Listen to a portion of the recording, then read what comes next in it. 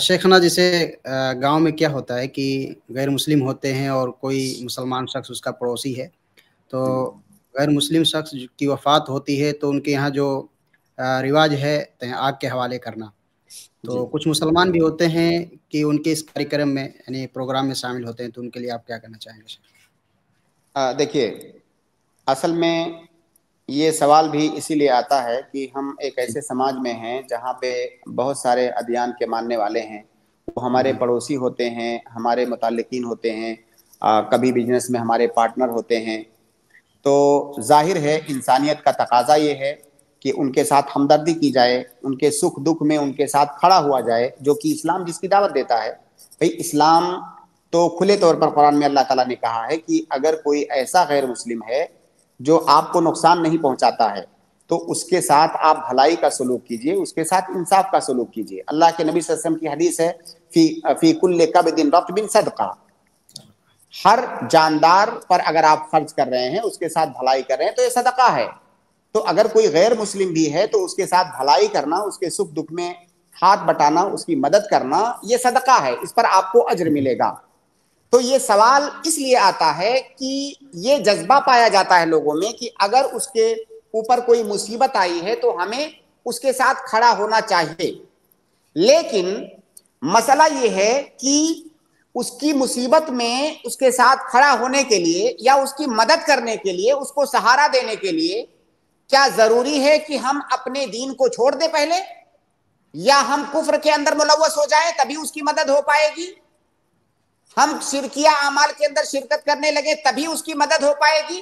اگر ہم نے کفر کیا یا کفریہ اعمال میں ہم نے مشارکت کی تو اس سے اس غیر مسلم کو کیا فائدہ ہونے والا ہے؟ بتائیے، کوئی فائدہ ہونے والا نہیں ہے اس کو۔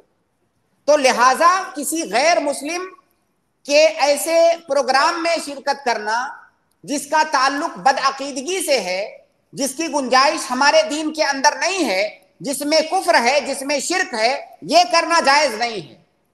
اور اگر کوئی آدمی سامنے آ کر کہتا ہے کہ یہی انسانیت ہے، تو انسانیت یہ ہے کہ آپ اس کی مدد کیجئے۔ کسی غیر مسلم کی وفات ہو گئی ہے، اس کے پیچھے اس کی بیوی ہے، اس کے بچے ہیں، اور کئی سارے مسائل ہو سکتے ہیں۔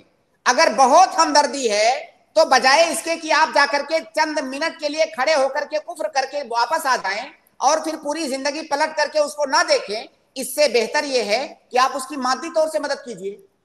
بھائی اس کے بچوں کی مدد کیجئے، اس کی بیوی کی مدد کیجئے، اور کہیں کوئی پریشانی ہے تو اس میں اس کا ہاتھ بٹائیے، اس سے تو اسے فائدہ ہوگا۔ لیکن اگر آپ نے جا کر کے چند منٹ کھڑے ہو کر کے کوئی کفریہ عمل میں آپ شریک ہو گئے، اس سے اس کو کیا فائدہ ہونے والا ہے؟ تو یہ سب صرف بدعقیدگی کی باتیں ہیں۔ تو لہٰذا ایسی مناسبات میں شرکت کرنا بالکل جائز نہیں ہے۔ اس کے بدلے میں آپ وہ کام کیجئے جس کی اجازت اسلام دیتا ہے اور جس سے حقیقت میں سامنے والے کو کچھ فائدہ ہونے والا ہے۔ جہاں پہ اس کو جلا رہے ہیں اور پتہ نہیں کیا کیا شرکیہ اعمال کر رہے ہیں، وہاں جی آپ کے جانے سے اس کا کوئی فائدہ ہونے والا نہیں ہے، نہ تو اس کا، نہ تو اس کے بیوی بچوں کا، نہ اس کے خاندان کا۔ اگر حقیقت میں آپ سچے ہیں اپنے انسانیت کے دعوے میں تو انسانیت دکھائیے، اور اس کے پیچھے رہ جانے والے لوگ جو پریشان حال ہیں، اگر آپ سے ہو سکتا ہے تو ان کی مدد کرنے کی ہمت دکھائیے۔ باقی وہاں پر شمشان گھاٹ میں جانے سے اور شرکیہ عمل میں شریک ہو جانے سے کوئی فائدہ ہونے والا نہیں ہے اس کو۔ لہٰذا یہ کرنا جائز نہیں ہے، شریعت نے جس کی اجازت دی ہے آپ وہ کیجئے۔